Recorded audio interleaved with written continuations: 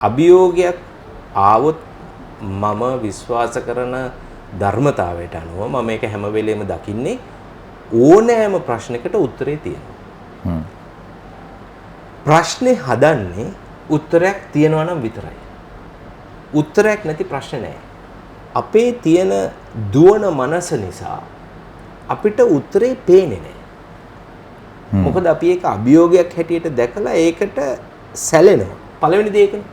ප්‍රශ්නයක් ආපුවාම අපි ඒක ප්‍රශ්නයක් හැටියටම හඳුනගෙන ඒකෙන් වැටිලා ප්‍රශ්නෙන් ඔබ වටන්න ඉස්සෙල්ලා ඔබ මනසෙන් වැටෙනවා. ඒක කරන්න බෑ. ප්‍රශ්නේ එකයි මම කිව්වේ මම බිඳුවයි කියලා කිව්වේ. අභියෝගයයි අවස්ථාවයි අතර දුර. එතකොට අභියෝගය වචනේ අයින් කරගන්න. අවස්ථාවක් කියලා දාගන්න. ඉන්ටර්ප්‍රිට් කරගන්න වාට ඕන විදිහට. මනස වගේ මනස මගේනේ. කාටවත් බලෙන් කරන්න පුළුවන් ද හිතන එක.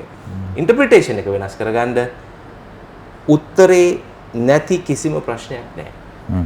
ප්‍රශ්නේ හදන්නේ උත්තරයක් තියෙනවා විතරයි. උත්තරයක් නැති ප්‍රශ්නයක් නැහැ. මනස විවෘත වෙන තරමට, මනස නිදහස්ව ඔබ තියාගන්න තරමට උත්තර ඔබ ළඟට එන වේගය වැඩි වෙනවා.